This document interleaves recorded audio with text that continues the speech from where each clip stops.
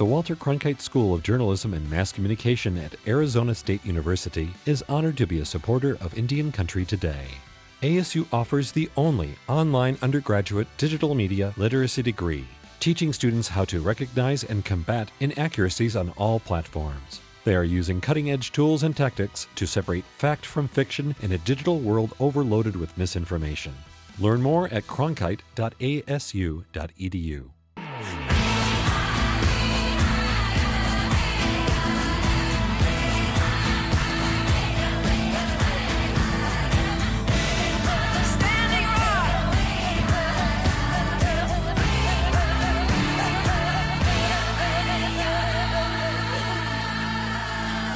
This is Indian Country Today. Esquili, yes, thank you for joining us. I'm Patty Talahongva. Here are the headlines from Indian Country Today. Freshman lawmakers Christina Haswood and Pankawee Victors are seeing the governor of Kansas sign their first bill into law. The two state representatives sponsored the Missing and Murdered Indigenous Peoples Bill. They are the only Native Americans serving in the Kansas state legislature. Haswood is Dene and Victors is Wichita. Haswood says the bill brings education and awareness to prevent loved ones from going missing. It includes training for law enforcement agencies statewide to investigate missing and murdered Indigenous persons. The Kansas Attorney General, the Prairie Band of Potawatomi, and the student government at Haskell Indian Nations University all supported the bill. The legislation passed both the Kansas House of Representatives and the Senate unanimously. Governor Laura Kelly signed it into law. If you or someone you know is experiencing domestic, dating, or sexual abuse, there is help from a Native organization. Strong Hearts Native Helpline is now offering text messaging. The helpline is culturally appropriate, anonymous, and a free service dedicated to serving Native victims and survivors of violence. Family members and friends of people who have been affected by this kind of violence can also get help. You can reach out for help by texting the Stronghold number, which is 1-844-762-8483 or 1-844-7-NATIVE. When you send a text, you'll get a response like this, which is immediately followed by another text with resources for help.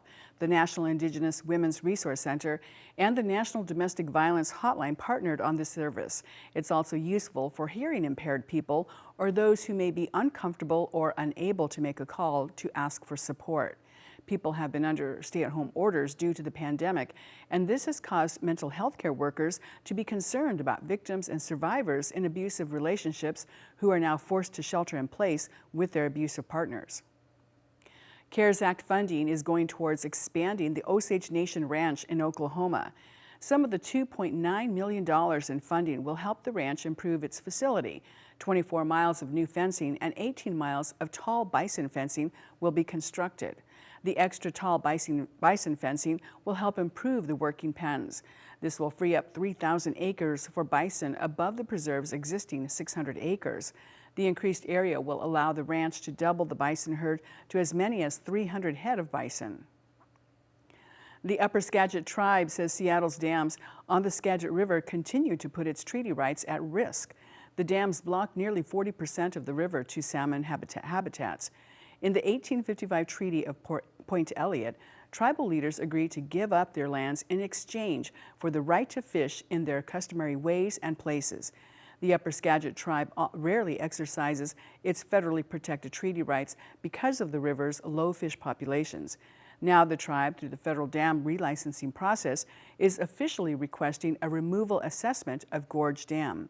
The Bellingham Herald reports the utility's next step is to file a revised study plan for the license with the Federal Energy Regulatory Commission. Indian Collective in Rapid City, South Dakota is going to open an Indigenous-led community-based school. The school is expected to open in the fall of 2022 and serve 40 students in the first year. It will be the first Indigenous-led school designed specifically for students in the Rapid City community. The opening comes largely in response to the long-standing opportunity gap between Native and non-Native students that has gone unrecognized and unaddressed for decades, say leaders from Indian Collective. Indigenous students in South Dakota are among the lowest in terms of graduation, achievement, and mobility rates. They are disproportionately and more harshly disciplined in schools than their non-Indigenous peers across the country. This school's curriculum will connect Indigenous youth to Indigenous culture, languages, ancestral knowledge, history, and traditional ways of life. Well, it's been a year without powwows due to the coronavirus pandemic, but soon they may be dancing in Oklahoma. COVID-19 caused several events throughout the state and the nation to be canceled. Some were postponed, but 2021 is more hopeful. The state of Oklahoma has a list of powwows on the website travelok.com. Still, state officials and organizers are urging everyone to use caution when attending any event. And before you rock your mocks, check for the latest attendance guidelines. And those are the headlines from Indian Country Today. I'm Patty Talahongva. And when we come back, we'll learn about a foundation that's investing in Native Americans and Black people. Plus, our newscast celebrates a birthday. This is Indian Country Today. Our daily broadcast began a year ago, primarily to tell stories about the pandemic from our living rooms. Vincent Schilling explains. What a difference a year makes. 1 year ago, on April 6, 2020, the world, and of course Indian country, was swept up in the beginnings of the coronavirus pandemic. Indian country was disproportionately affected, and we at Indian Country Today wanted to create a way to share COVID statistics affecting Indian country. We were all working from our home computers and doing the best we could to report from our living rooms and bedrooms with our laptops, phones, and TV screens arranged in the best ways possible to deliver the news. We tried live streams at first, but soon realized we could have a bit more control if we pre-recorded. Hey, I offered, realizing we could switch windows, project the images on larger screens with our Zoom calls. Why don't we pre-record and I can edit the show for a daily newscast? Patty had laptops positioned on a table in her living room, sat next to her television. We projected Dean Seneca onto her TV. We're going to have to do an edit. Cool. Good thing we're not live. Patty also connected to Zoom on a second laptop so she could hear and interact and change what was projected onto the TV. Jordan and I also joined the Zoom meeting, and I recorded from an office space in my bedroom. Bring this down. Oh, this is weird looking at myself. I was watching, listening, recorded, and trying to keep track. I had a lot of editing to do in a short time. We were under pressure, and I realized soon enough what we placed on our own heads. It's affecting Indian country, right? 1 year later, Indian Country Today has its own television studio. Patty doesn't write notes on a whiteboard. We have a teleprompter, a studio, and staff to edit, record, work the cameras and lights. We've come a long way, and we still want to grow. Happy anniversary newscast. It's been a wild and bumpy ride. On behalf of Indian Country Today, thank you for joining us. Vincent Schilling, Associate Editor, Indian Country Today.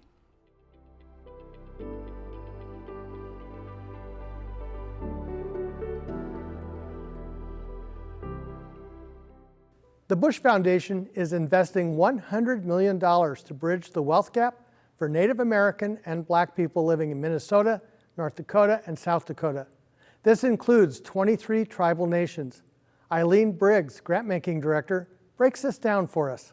Wealth gap are really this idea of the kind of wealth as we think about in this country, a lot of the challenges around whether people actually have the wealth to pursue opportunities like going to college or buying a home or starting a business. And for us at the Bush Foundation, we really did the research around this. And of course, there's been disparities for many, many decades. And we know that for the typical Black household in the United States, that we have 13 cents of wealth for every dollar that a white American household has. And for Native Americans, the last time it was really researched, this was about 10 years ago in 2000, it was 8 cents of wealth for every dollar of a white household in the country. And I really think that there is a really necessary understanding that there have been race-based policies that have created the conditions and the situations in which all of our communities are really facing in this point. Everything from, as we well know in Indian country, about everything from the Dawes Allotment Act, all the way to the Homestead Act. All of those federal policies have affected our communities today. And we also know in the Black community, for many soldiers returning after World War II, they were not afforded the opportunity to participate in the GI Bill. And that may be true. I don't know that research has been done to find out if that has been true for Native people as well. But I would imagine that they probably ran into a lot of different challenges as well with that and other policies and federal opportunities that have built wealth for many Americans in this country. What are some of the strategies the Bush Foundation will use to address the wealth gap? Well, one of the strategies that we've really been thinking about is this opportunity. Our purpose of our foundation is to make the region better for everyone. And we believe that addressing wealth gaps is one of the most important things that we can do for our region. And currently, the Bush Foundation is committing $100 million to seed 2 community trust funds that will support wealth building in Native American and Black communities in our region through grants to individuals. All the way through, we are engaging a community advisory board that's going to help us as we sort of vet these finalists that actually will end up being the stewarding organization. We also will see the community organization engaging more directly with the community, because bottom line, an organization, we're going to get these dollars are going to go to individuals in the communities for we're making suggestions like perhaps a down payment on a home, helping with their education, or maybe starting or growing a business. But that's our suggestion, and how that actually plays out for those respective communities really needs to be in concert with how that community sees wealth, sees the opportunity, and wants to prioritize their eligibility. Well, I, as somebody who came from working in my tribal community, I've really noticed, particularly in South Dakota, there's very few philanthropic organizations that have a footprint that serve, particularly for South Dakota. And it's been really important to have a foundation that has deep connections with communities, builds its relationships with people, is focused on people as well, not just organizations. And it creates that cross education and I would say like sort of fertilization amongst people to share ideas and to be inspired and equipped and connected to one another so that they can create the kind of changes together. Because sometimes you can't be understood or heard in your own community. Sometimes it's like, yeah, we know how that person is. But when you get to be connected or bring an idea from someplace else, it really can sometimes get traction. And regionally, I found it to be really powerful because it's relatable. That's a place you've been to. It's not so far away that you can't relate to those communities. Thank you, Eileen Briggs from the Bush Foundation. Money management is something that many of us struggle with. And as we approach tax day, which has been extended to May 15th, we talked to Sean Spruce for financial management tips. Well, the first step is you want to track all your income coming in, and whether that's from salaries, whether it's wages, whether that's maybe increased unemployment benefits, whether maybe you've got a small business, maybe you're self-employed. We see so many people in Indian country these days that are self-employed, gig economy kind of workers. So all those sources of income could be per capita, tribal dividends, whatever it is. Add all those sources of income together, and usually on a monthly basis. Some people like to do a shorter time frame, keeps them a little more focused, maybe every other week or even weekly. But add all that income together, figure out how much you have coming in, and then track how much you have going out. What are your monthly expenses? And keep a good record of that. There's all kinds of cool apps you can use to track how much you're spending every month. If you're using your bank account, if you're using a debit card, you've probably got a mobile banking app that you can access, tell you down to the penny how much you're spending. If you spend with cash, write those figures down, hold on to receipts, and track how much is going out, how much you have coming in every month, how much you have going out, and then just calculate the difference. And if it's a positive number, that means you're spending less than you make. It means you're running a surplus, and that's good. That's what we want. It means we're on top of things. And if that is a negative number, it means you've got negative cash flow. It means you're running a deficit. You're spending more than you're bringing in. And that's not ideal. And you run into that situation, you've got 2 options. You can either increase how much money you have coming in, increase that income, or you can cut expenses. And I think in most cases with most people, it's easier and it's faster to trim expenses than it is to increase income. So that's what we want to avoid. We want to avoid that red number, that negative cash flow. We want to get that positive. And again, it starts with planning. Many natives are part of the gig economy, being self-employed. It really is. And I think to be a gig economy worker requires a higher level of financial diligence because exactly, if you have a job, if you're earning a paycheck, you have income, you have taxes that are withheld. And so you're not worried about that big tax bill at the end of the year because you've had your withholding. More than likely, you're going to get a refund. When you're a gig economy worker, that's all on you. You've got to make those estimated quarterly tax payments, sometimes even monthly, depending on how much you're making as a gig economy worker. And that's up to you. And if you don't do that consistently at the end of the year, you're going to find yourself with a big tax bill. So again, the accounting, really keeping track, record keeping, budgeting is so much more important when you're a gig economy worker on your own. You've just got so many other steps you got to take into account. And ultimately, it's all on you. You don't have an employer that's helping you with this. It's doing any withholding. So it is challenging, and even just keeping those records. So many times I meet people in Indian country, gig economy workers, artists, craftspeople, and they're not reporting that income. And ultimately that affects them. They're not able to make deductions for supplies and other types of costs that they have to their business. Ultimately, they're not paying tax on their income, which maybe that gives them a little bit more money in the short term, but in the long term, if they need to apply for a loan in the future, with this whole COVID issue, applying for benefits and things like that, if they don't have that track record, if they don't have documented self-employment income, they're not going to be eligible for as many benefits. So really important, if you're a gig economy person, do it right, do it legal, make it official, pay your taxes, do your reporting, take care of all your financial documents. Really take the time. And I'm a big fan of the 50-30-20 rule. 50% of your money goes to fixed expenses, costs that don't change from month to month. That could be a car payment, insurance, rent, or a mortgage. 30% to those flexible expenses. These are costs we can control, right? So like think of gasoline, think of utilities, think of the grocery bill. And then you've got 20% that you can put in savings. And this is just a framework. It's just a guide. It's not the end all be all. Some people might not be able to afford 20% in savings, but it's a really good template to use to just kind of get all your ducks in a row. It's not too complicated, easy to follow. That's one thing. Managing money, budgeting, it doesn't have to be complicated. There's a lot of cool tools out there. You can get apps on a phone. You can use just handwritten budgets work great too. Don't make it too complicated. Don't make it too confusing. And again, it all comes down to just figuring out how much you have coming in, how much you have going out. And if there's a deficit there, if there's a shortage, get that right sided up. Increase that income or decrease those expenses, whatever you can do. Thank you, Sean Spruce. He has a podcast called Natives on a Budget. When we come back, a new documentary, Chasing Voices.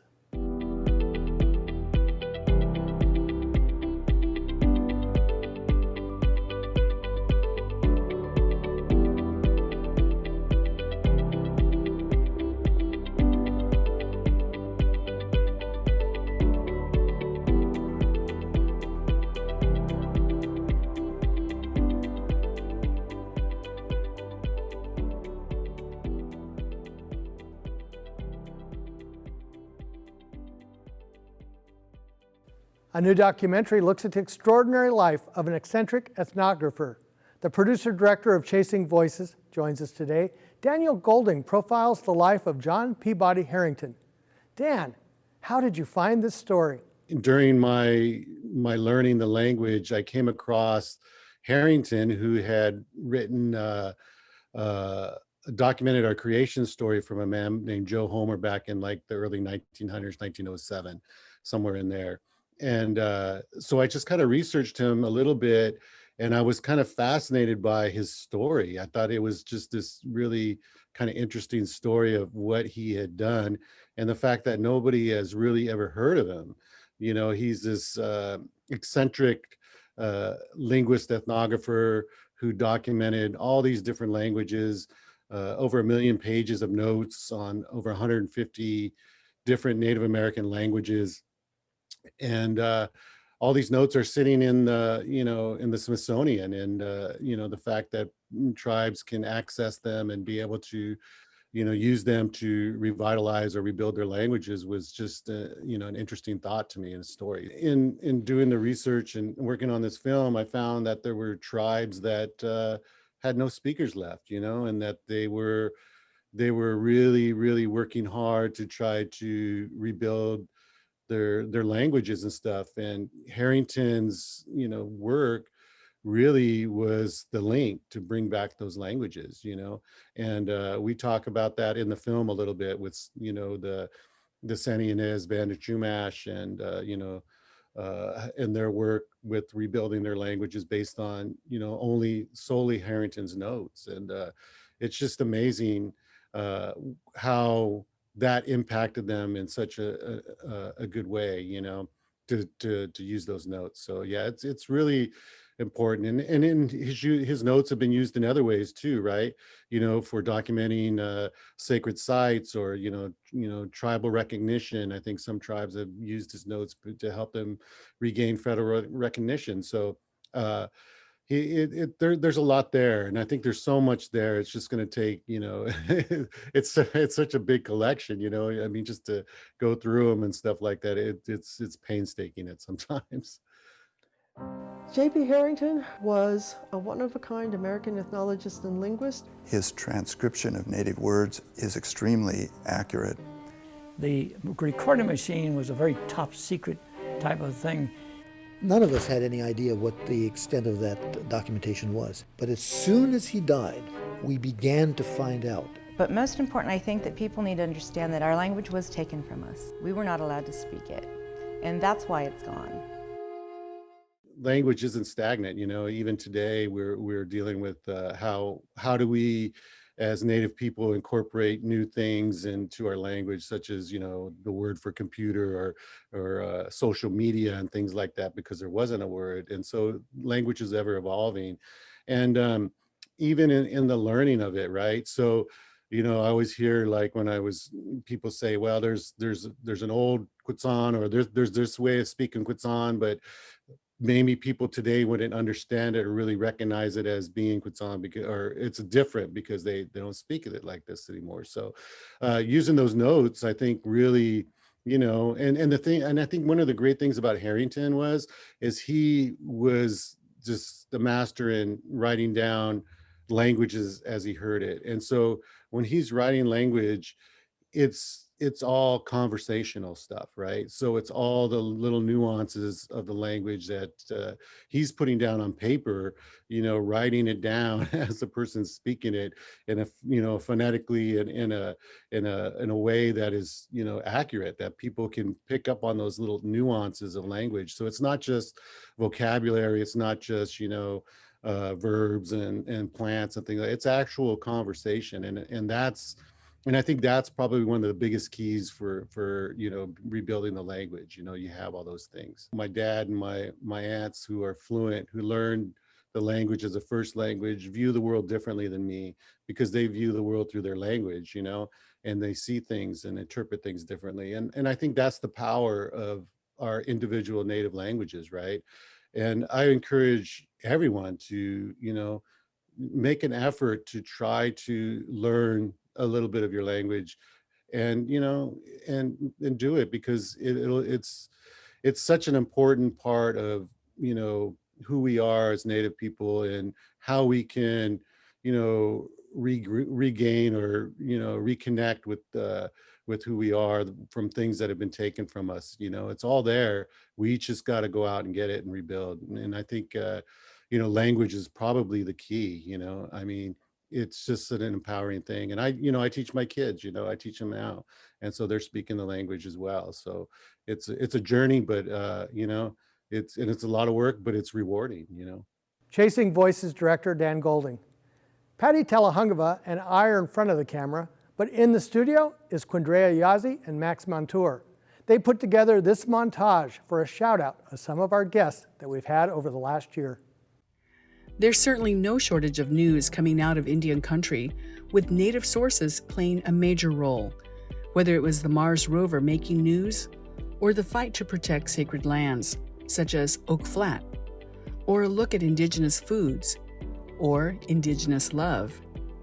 We heard from reporters covering Indian country in our Reporters Roundtable.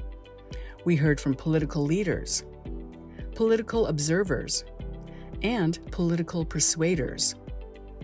To the arts, the halls of Congress, and news from Alaska Natives, we covered Indian country.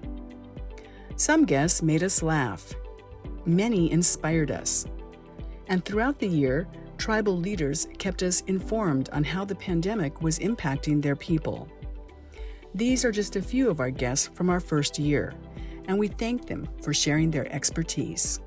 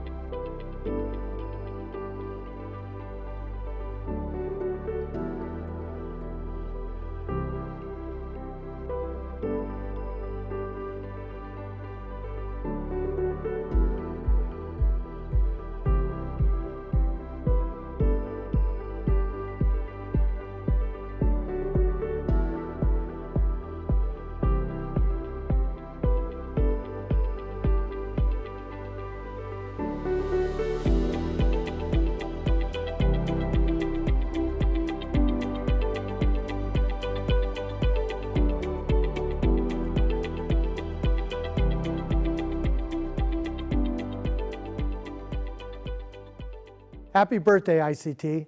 Join us online for more Native stories at IndianCountryToday.com. From all of us in the newsroom, stay safe and have a great weekend. I'm Mark Trahan. Sometimes you got to take a stand just because you know you can. Oh, you got to run, you got to run.